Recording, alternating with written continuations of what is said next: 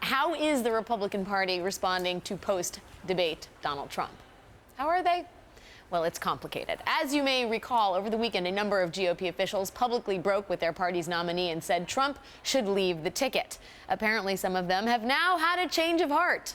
Just days ago, the third-ranking Republican in the Senate, John Thune of South Dakota, called for Trump to step aside and called the things he said in 2005 about women, quote, more offensive than anything I've ever seen. And yet today, Thune suggested that he was still going to vote for Trump, telling the Rapid City Journal, quote, I'm certainly not going to vote for Hillary Clinton. And he wasn't the only one. Nebraska Senator Deb Fischer and Alabama Congressman Bradley Byrne also reversed their disendorsements of Trump in the past 24 hours. Others are sticking to their guns for now. Alaska Senators Lisa Murkowski and Dan Sullivan were the latest Republicans to hurl themselves off the Trump train, going as far as quitting their positions in the state party in protest of the Republican nominee.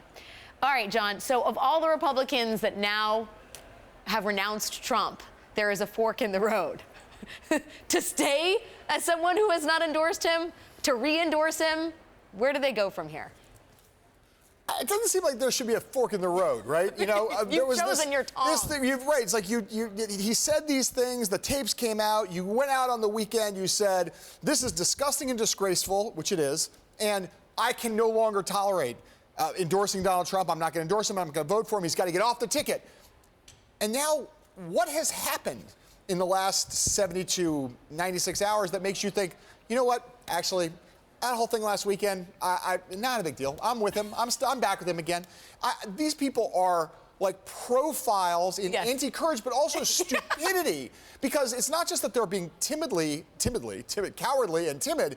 It's they're looking like goons. Well, I feel like they are revealing themselves to be politically craven. Yes. That it is so clearly what is under the auspices of a principled stand clearly becomes transparently a craven political decision made from the most sort of expeditious decisions. I mean, the idea that you're going to say this is so wrong and morally reprehensible, and then within the same week, turn around and say, but I still am not rescinding my endorsement and I'm going to vote for him, seems completely flummoxing. I will tell you, I just think, but I do think it's going to happen again because, you know, the bottom line is what Wait, you think they're going to re-unendorse him? No, I think you're going to see more of this, right? I mean, if Trump starts to rise in the polls, we don't know yet. We saw him obviously take a dip over the weekend where there's been some very limited polling data that suggests that he's maybe starting to stabilize a little bit, but still in the like mid to high 30s. But if he starts to creep up to 41, 42, 43 again, the Republican Party has been totally craven around him altogether. I think there are going to be people who are going to be like,